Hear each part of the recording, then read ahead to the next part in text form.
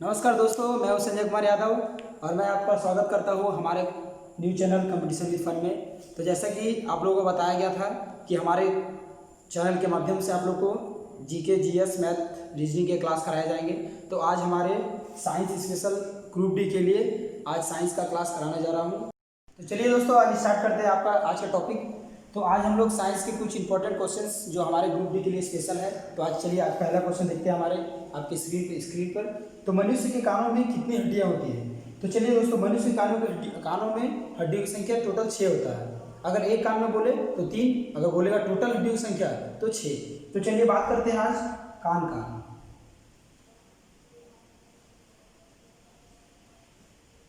तो दोस्तों, कान में टोटल हड्डियों की संख्या कितना होता है? तो 6 होता है। टोटल हड्डी, टोटल बोन्स इनका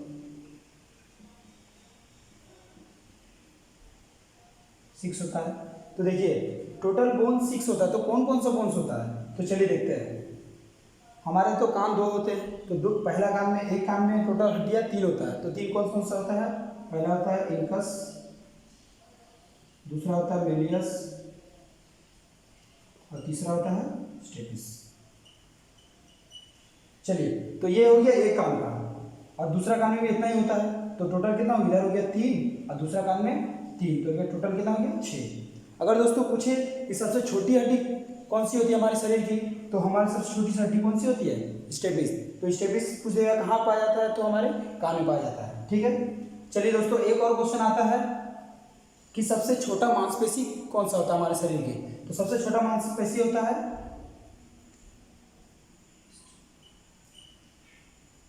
स्टेपिडियस। तो हमारी सबसे छोटी अगर पूछ देगा मांसपेशी, मसल्स, तो हमारा क्या होगा? स्टेपिडियस। ये दोस्तों इसको लिखते जाए कॉपी में और साथ के साथ नोट बनाया जाए ताकि आपको आसानी से याद करने में सुविधा हो। तो चलिए दोस्तों, नेक्स्ट क्वेश्चन देखते हैं। नेक्स्ट क्वेश्चन हमारा नंबर 2 आपकी स्क्रीन पर। चलिए इसको मिटाते हैं। तो देखिए, हमारा दूसरा क्वेश्चन बोलता है कि निम्नलिखित में से कौन सा विटामिन खून का थक्का जमाने में मदद करता है? तो दोस्तों, इसका आंसर क्या होगा? इसका आंसर होगा विटामिन के।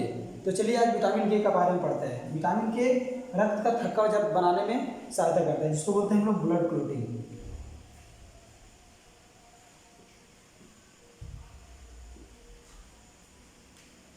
तो चलिए आज देखते हैं ब्लड क्लोटिंग हमारे शरीर में होता कैसे है, इसको हम देखते हैं। तो ऐसा बात नहीं है कि सिर्फ विटामिन के ही रक्त को थक्का जमाता है। रक्त को थक्का जमाने के लिए हमारे शरीर में प्लाज्मा,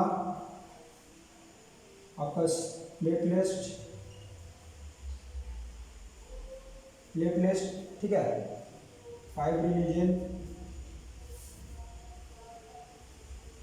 विटामिन के,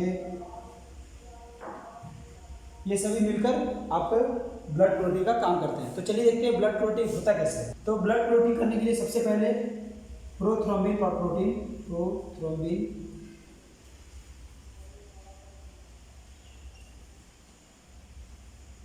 ठीक है। उसके बाद इसके साथ मिलता है थ्रोम्बोप्लास्टिन,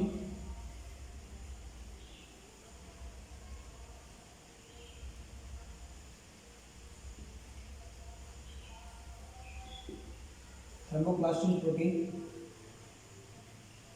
फिर विटामिन के, ये सब मिलके बनाता है थ्रोम्बिन प्रोटीन। तो देखिए समझते हैं इसको पहले। ब्लड क्लोटिंग करने के लिए सबसे पहले प्रोथ्रोम्बिन प्रोटीन, ये किसमें पाया जाता है? ये पाया जाता है प्लाज्मा में, ठीक है। थ्रोम्बोप्लास्टिन किसमें पाया जाता है? प्लेटलेट्स में, प्लेटलेट्स, ठीक है। इसके बाद प्रोथ्रोम्बिन प्रोटीन और थ्रोम्बोप्लास्टिन प्रोटीन मिल करके साथ में विटामिन के मिल करके बनाता है थ्रोम्बिन प्रोटीन। अब क्या करता है? इसके बाद होता है थ्रोम्बिन प्रोटीन,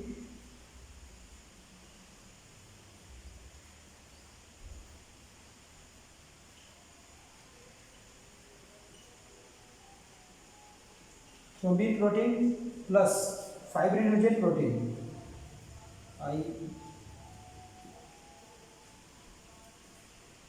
थ्रोम्बिन प्रोटीन और फाइब्रिनोजन प्रोटीन मिल करके क्या बनाता है? फाइब्रिन प्रोटीन बनाता है। और यही फाइब्रिन प्रोटीन क्या करता है? जो घाव के ऊपर जालनुमा एक संरचना बनाता है, जिसे हम ब्लड क्लॉटिंग करते हैं। तो कैसा लगा दोस्तों, इसको साथ ही साथ नोट्स करते जाइएगा ताकि आप लोगों को याद करने में सुविधा हो। एक ही क्वेश्चन में आपको 3-4 क्वेश्चन कराए जाएंगे ऐसे, जो एग्जाम में आने के बहुत ही संभावना ज़्यादा होता है। चलिए क्वेश्चन नंबर 2 का हमारा आंसर क्या हो गया, विटामिन के। तो चलिए नेक्स्ट क्वेश्चन हमारा आपके स्क्रीन पर, चलिए इसको मिटा लेते हैं। तो देखिए हमारा नेक्स्ट क्वेश्चन नंबर 3 आपके स्क्रीन पे। तो क्या बोलता है, निम्नलिखित में से कौन सा युग्म सही है। तो बोलता है कि विटामिन ए रतौंधी, तो ये सही है, ठीक है। उसके बाद विटामिन B1, ठीक है, उसके कमी से होता है बेरी बेरी, ये भी सही है। विटामिन सी के कमी से कौन सा रोग होता है, तो इसका भी, ये भी सही है। इसका मतलब इसका ऑप्शन नंबर डी हमारा सही है। तो इनमें से सभी सही है। तो चलिए अब इससे कुछ इंपॉर्टेंट क्वेश्चन देखते हैं क्या आता है, किस प्रकार का क्वेश्चन आ सकता है इसमें से। तो विटामिन ए का रासायनिक नाम पूछ सकता है आपसे। विटामिन ए का रासायनिक नाम पूछ सकता है आप लोग, ठीक है। विटामिन बी का रासायनिक, विटामिन B1 का रासायनिक नाम पूछ सकता है, विटामिन सी का रासायनिक नाम पूछ सकता है। तो चलिए विटामिन ए का रासायनिक नाम क्या होता है, तो रेटिनॉल। विटामिन B1 का रासायनिक का नाम क्या होता है, विटामिन B1 का थायमिन, THIM, थायमिन, ठीक है। विटामिन सी का क्या होता है, एस्कॉर्बिक एसिड।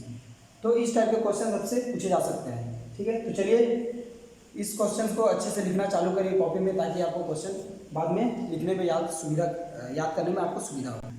तो चलिए नेक्स्ट क्वेश्चन देखते हैं आपकी स्क्रीन पे, क्वेश्चन नंबर 4, इसको मिटा लेते हैं।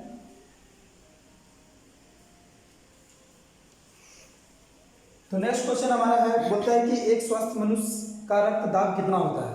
तो ऑप्शन हमारा क्या है, 40 से 80 mmHg, 80 से 120 mmHg, या 100 से 150 mmHg, या फिर इनमें से कोई नहीं। तो हमारा इसका आंसर क्या होगा, ऑप्शन नंबर बी, ये होता है 80 से 120 mmHg। तो 180 क्या होता है, हमारा मिनिमम होता है,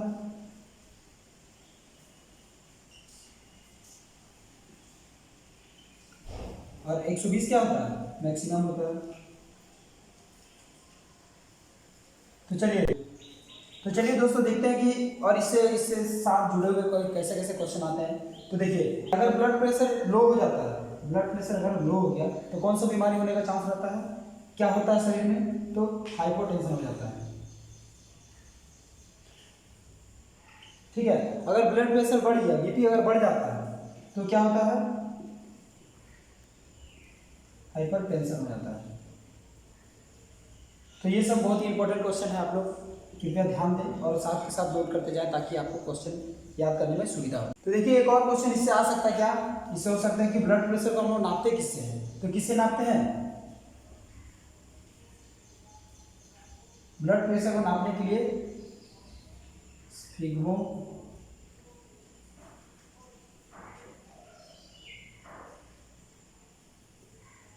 ब्लड प्रेशर को मापने के लिए हम लोग किसका उपयोग करते हैं, स्फिग्मोमेनोमीटर। तो चलिए एक और इससे क्वेश्चन आ सकता है कि स्फिग्मोमेनोमीटर का आविष्कार किसने किया था, तो डॉक्टर रिक रोसी। दोस्तों ये बहुत ही इंपॉर्टेंट क्वेश्चन है, इसको ध्यान से देखिए और अपने कॉपी में नोट करिए। तो चलिए हमारा नेक्स्ट क्वेश्चन नंबर 5 देखते हैं। क्वेश्चन नंबर 5 बोलता है कि लार किसके पाचन में सहायता करता है। तो ऑप्शन है वसा, स्टार्च, प्रोटीन और विटामिन। तो दोस्तों लार जो है किसके पाचन में से मदद करता है, तो स्टार्च के पाचन में मदद करता है। तो चलिए देखते हैं लार को इंग्लिश में बोलते हैं हम लोग सलाइवा, ठीक है। आज लार के बारे में चलिए पढ़ते हैं। तो लार है क्या, लार कहाँ से स्रावित होता है, तो लार स्रावित होता है सलाइवरी ग्लैंड से। सलाइवरी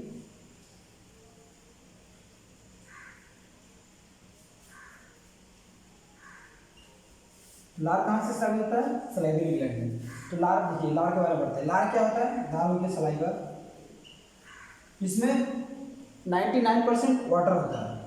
कितना होता है, 99% वाटर होता है, ठीक है। और 1% जो होता है उसमें पाया जाता है एंजाइम, ठीक है। तो क्या होता है लार में, तो 99% वाटर और 1% एंजाइम पाया जाता है। तो इसी 1% एंजाइम में दो तरह का एंजाइम पाया जाता है। कौन कौन सा? एक हो गया टाइलिन और एक हो गया लाइसोजाइम। ठीक है, टाइलिन। अब टाइलिन का कार्य देखते क्या है। टाइलिन का कार्य क्या है? तो ये करता है स्टार्च का पाचन।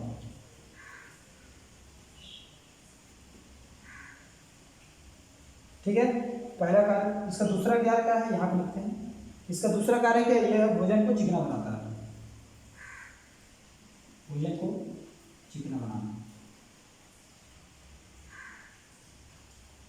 तो इसको आप लोग नोट कर लें। लाइसोजाइम के बारे में बताते हैं, तो इसको मिटा लेते हैं क्योंकि जगह नहीं है हमारे ग्रुप में।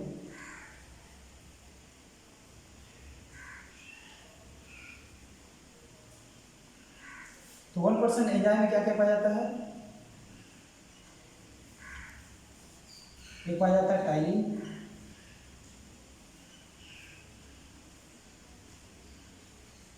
और एक पाया जाता है लाइसोजाइम।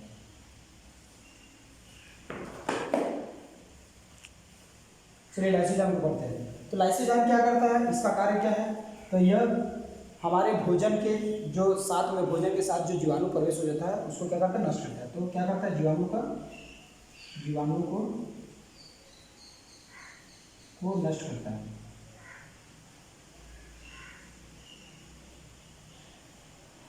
तो चलिए ये हो गया कि सलाइवरी ग्लैंड से स्रावित होता है हमारा लार, और लार का पीएच मान कितना होता है? ये भी लिख लीजिए, पीएच वैल्यू ऑफ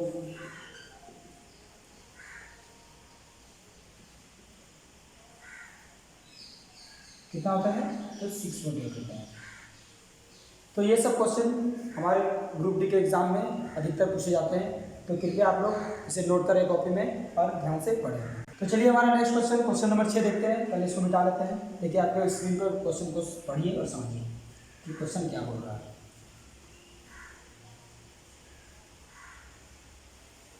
तो चलिए क्वेश्चन नंबर 6 हमारा क्या बोल रहा है? बोलता है कि जल में घुलनशील विटामिन कौन सा है? तो दोस्तों इसका आंसर क्या होगा, आप लोग जल्दी से बताएं। चलिए हम बताते हैं कि जल में घुलनशील विटामिन सी होता है। तो चलिए इसको याद कैसे रखना है कि जल में घुलनशील कौन होता है विटामिन, और वसा में घुलनशील कौन होता है। तो चलिए देखते हैं। एक होता है जल में घुलनशील,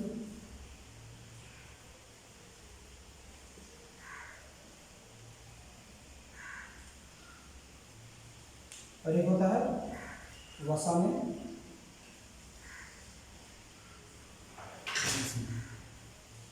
तो हम लोग कैसे याद करेंगे? ये तो क्वेश्चन में सिर्फ विटामिन सी दिया हुआ था, इसीलिए आप लोग विटामिन सी मारा। लेकिन अगर कहीं कहीं विटामिन बी और सी दिया रहेगा तो कैसे इसको देखना है?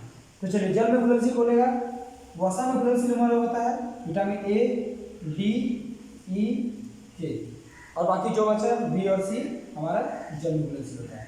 तो क्वेश्चन में अगर पूछा जाए कि विटामिन जो जल में घुलनशील है, अगर ऑप्शन में दिया रहेगा ए, बी और सी, और इनमें से कोई नहीं, तो हम लोग क्या मारेंगे? बी और सी मारेंगे। ठीक है, तो चलिए इसको याद करने का एक फॉर्मूला देख लीजिए। विटामिन जो वसा में घुलनशील है विटामिन कैसे याद करना है? तो जैसे हम लोग कीड़ा को पढ़िए और याद रखिए कि इस ट्रिक से आप लोग इस विटामिन को याद कर सकते हैं कि वसा में घुलनशील कौन सा बीमारी होता है। तो चलिए नेक्स्ट क्वेश्चन हमारा देखते हैं, क्वेश्चन नंबर 7। तो चलिए हमारे दोस्तों नेक्स्ट क्वेश्चन देखते हैं। नेक्स्ट क्वेश्चन हमारा क्या है?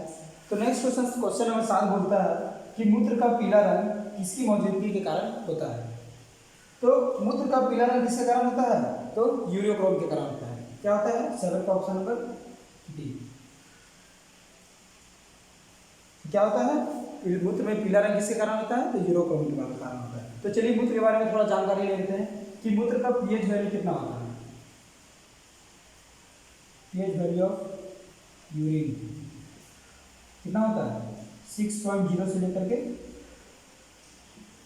7.5 तक होता है। ठीक है, और अगर क्वेश्चन ये भी आता है कि शरीर में सबसे ज़्यादा यूरिया किसमें पाया जाता है, तो किसमें पाया जाता है? तो यूरिया में पाया जाता है।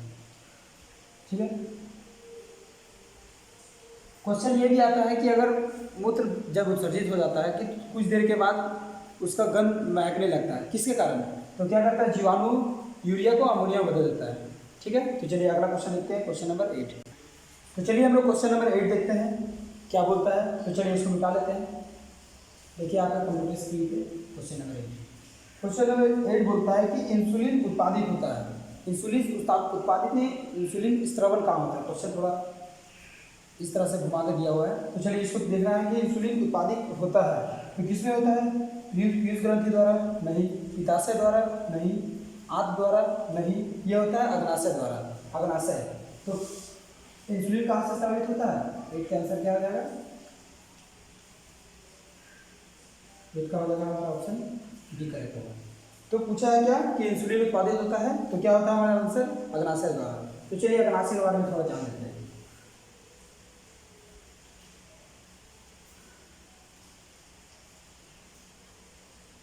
अग्नाशय। तो अग्नाशय में जो स्रावित होता है इंसुलिन वो अग्नाशय के किस भाग से होता है। तो देखिए अग्नाशय में 3 प्रकार के सेल पाए जाते हैं, एक अल्फा सेल, एक बीटा सेल और एक गामा सेल। तो हमारे जब पूछेगा, अगर पूछ दे क्वेश्चन कि अग्नाशय के किस सेल से इंसुलिन का स्रावन होता है तो चलिए देखते हैं। तो अल्फा सेल से कौन सा हार्मोन का सिक्रेशन होता है। तो अल्फा सेल से होता है ग्लूकागोन। थोड़ा चल रहा है। तो अल्फा सेल से कौन सा हार्मोन स्रावित होता है तो होता है ग्लूकागोन।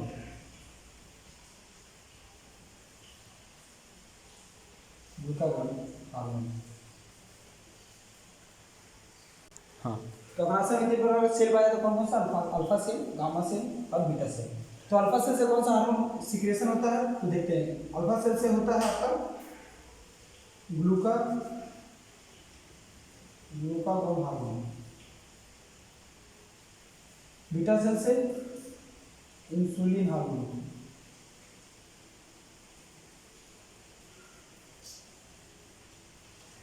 और गामा सेल से होता है आपका पेप्टाइड्स।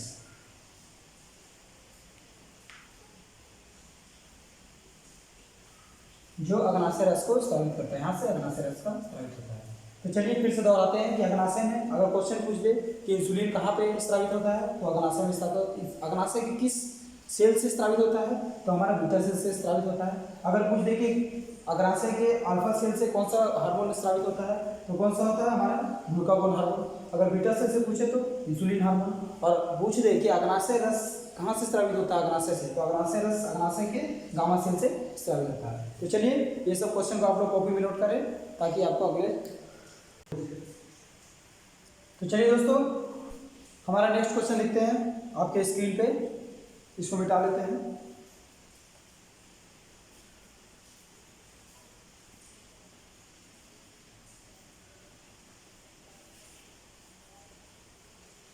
देखते हैं क्वेश्चन नंबर 9 हमारा क्या कहता है। तो चलिए क्वेश्चन नंबर 9 में पूछ रहा है कि WBC का मुख्य कार्य क्या है। तो ऑप्शन में दिया है CO2 को ले जाना या O2 को ले जाना या फिर रोग प्रतिरोध क्षमता बढ़ाना या फिर इनमें से कोई। दोस्तों इस क्वेश्चन का आंसर होगा हमारा ऑप्शन सी, रोग प्रतिरोधक क्षमता को बढ़ाना। तो चलिए WBC के बारे में पढ़ते हैं। WBC होता क्या है। तो देखिए यह रक्त में पाया जाता है WBC इन ब्लड में, फाउंड इन ब्लड। ठीक है, WBC हमारे ब्लड में पाया जाता है। तो WBC का खोज किसने किया था। अगर ये क्वेश्चन पूछते कि WBC का खोज किसने किया था तो WBC का खोज किया था आपका ग्रेविल ने। क्वेश्चन अगर पूछते कि WBC का खोज किसने किया तो किसने किया था ग्रेविल ने। तो अगर ये भी और एक क्वेश्चन क्या पूछता है इसमें कि WBC की कमी से कौन सा रोग होता है।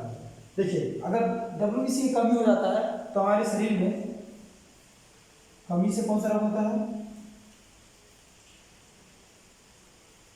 अगर WBC की कमी हो जाए रक्त में तो हमारे शरीर में ल्यूकोपेनिया।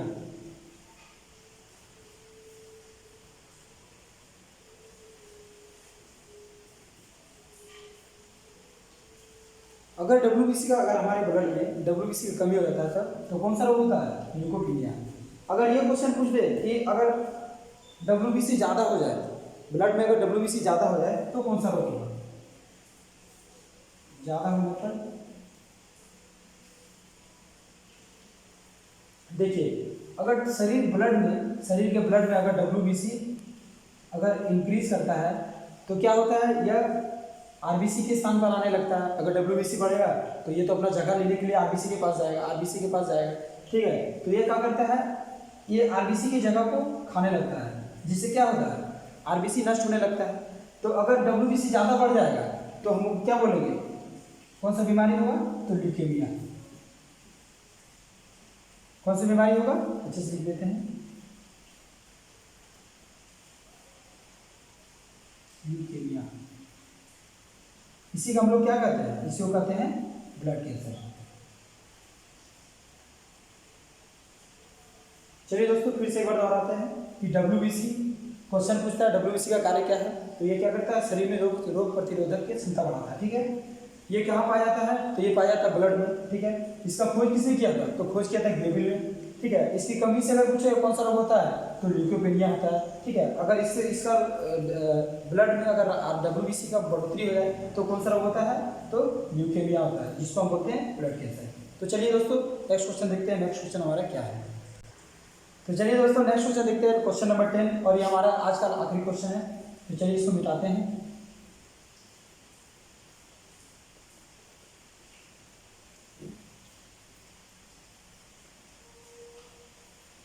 तो क्वेश्चन नंबर 10 बोलता है कि लार में कौन सा एंजाइम पाया जाता है। जैसे कि हमने फर्स्ट क्वेश्चन में ही बताया था कि लार में कौन सा एंजाइम पाया जाता है, तो इसका आंसर क्या हो जाएगा, ऑप्शन नंबर बी, टाइलिन। क्या होता है, टाइलिन। तो चलिए दोस्तों आज का सेशन हमारा यहीं पे समाप्त होता है। अगर आपको वीडियो अच्छा लगे तो लाइक करें, सब्सक्राइब करें और हमारे चैनल को ज़्यादा से ज़्यादा शेयर करें। अगर किसी भी परेशानी हो तो प्लीज़ कमेंट करके बताएं। तो चलिए आप लोगों से एक धन्यवाद देना चाहता हूं कि आप लोग हमारे वीडियो को देख रहे हैं, ज़्यादा से ज़्यादा शेयर कर रहे हैं, सब्सक्राइब कर रहे हैं, बहुत बहुत धन्यवाद। तो चलिए आज यहीं पे समाप्त करते हैं, धन्यवाद, जय हिंद।